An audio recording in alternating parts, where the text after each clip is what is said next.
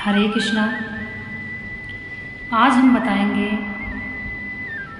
मृत्यु के 6 महीने पहले ही व्यक्ति समझ सकता है कि उसकी मृत्यु होने वाली है। श्री गरुड़ पुराण में यह कुछ संकेत बताए गए हैं जो व्यक्ति के मरने के 6 महीने के पहले ही प्रारंभ हो जाते हैं, परंतु इसमें कोई ध्यान नहीं दे पाता है। गरुड़ पुराण के अनुसार यह संकेत भगवान विष्णु ने बताए हैं। ये ऐसे संकेत हैं कि व्यक्ति स्वयं समझ जाता है कि अब मैं ज़्यादा दिन जीवित नहीं रहूँगा। सबसे पहला संकेत है व्यक्ति का प्रतिबिंब अर्थात व्यक्ति की परछाई तेल या पानी अथवा शीशे में दिखाई देना बंद हो जाती है। अगर व्यक्ति की परछाई दिखना बंद हो जाती है तो 6 महीने के अंतराल में उसकी मृत्यु निश्चित होती है। दोस्तों, दूसरा संकेत है व्यक्ति के हाथ की रेखाएं एकदम हल्की हो जाती हैं। व्यक्ति की हाथ की रेखा हल्की हो जाती है तब व्यक्ति को यह अनुमान लगा लेना चाहिए कि व्यक्ति के 6 महीने के अंतराल में मृत्यु होने वाली है।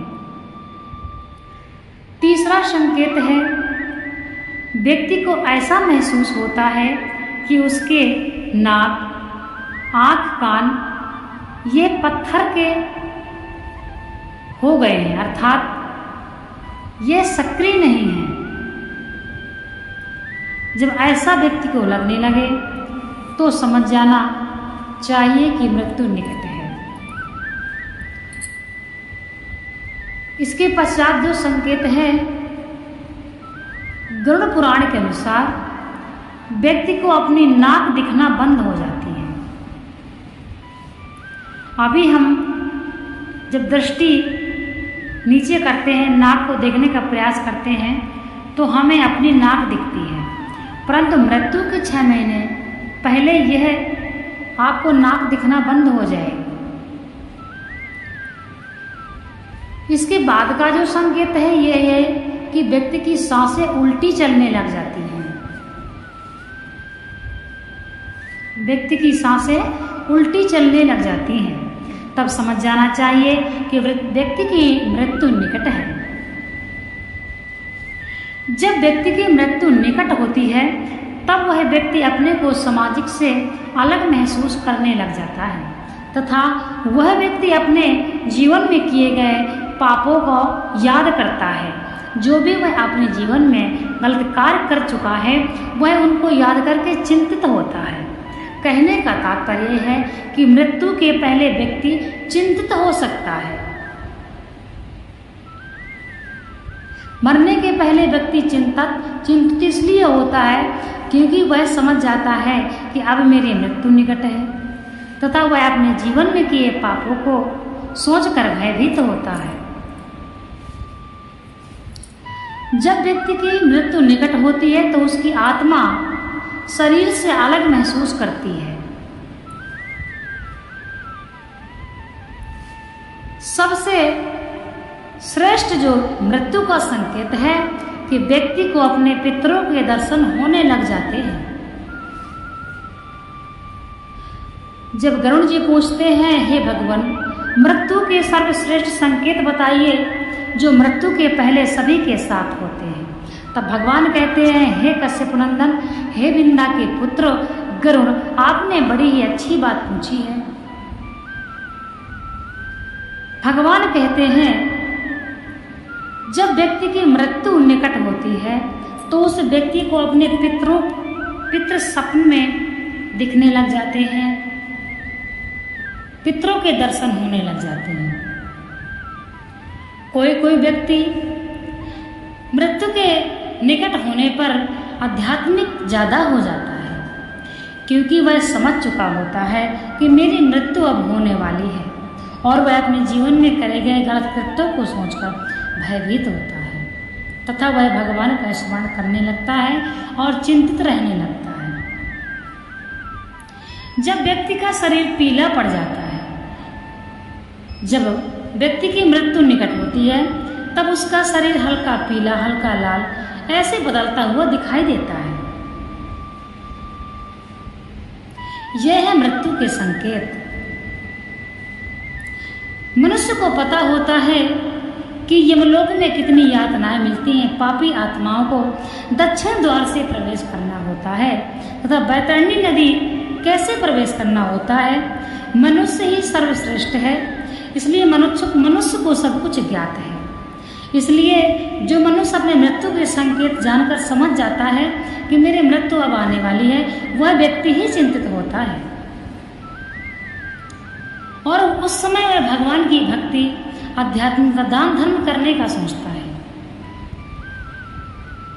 यमराज उसको स्वप्न में भी परेशान करते हैं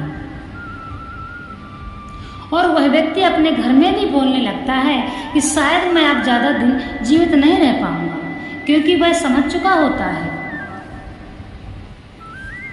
इसलिए ये कहावत भी है कि मरने के समय परछाई भी साथ छोड़ देती है। तो यह बात सत्य है। यह बात गरुड़ पुराण में भगवान भी बताते हैं कि जब व्यक्ति की मृत्यु निकट होती है, अर्थात 6 महीने के अंतराल में होनी होती है, उस समय व्यक्ति की परछाई दिखना बंद हो जाती है। जैसे कि तेल में, पानी में अथवा शीशे में उसका प्रतिबिंब दिखना बंद हो जाता है। तो यह बात भी सत्य है कि मृत्यु के समय व्यक्ति की परछाई भी साथ नहीं देती है, तो भाई बंधु परिवार सखा संबंधी क्या साथ देंगे। आपके कर्म ही आपका साथ देंगे। इसलिए अपने कर्मों को अच्छा करिए, सदमार्ग पर चलिए, क्योंकि हमारी मृत्यु ही अटल सत्य है। हमको और सभी को एक दिन मरना है। हम सभी और आप सभी लाइन में लगे हैं। किसी दिन किसका नंबर आएगा सिर्फ वह किसी को पता नहीं होता है।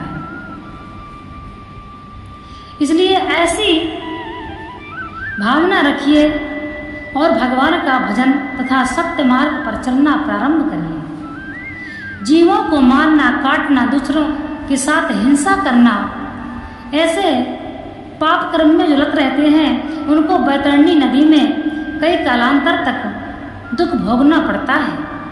इसलिए ऐसे कर्मों को करने वाले सावधान हो जाएं तथा गरुड़ पुराण को पढ़ें और समझें। गरुड़ पुराण ऐसा पुराण है, वैष्णव संप्रदाय से संबंधित है। इसको पढ़कर व्यक्ति अपने जीवन की गति को सुधार सकता है। इसीलिए गरुड़ पुराण को पढ़ने में भयभीत होते हैं बहुत से व्यक्ति कि नहीं पढ़ना चाहिए, परंतु ऐसा नहीं है। जो कर्म हम अपने जीते जी करते हैं वही अपना है। मृत्यु के पश्चात हमें कुछ पता नहीं है कि क्या होगा।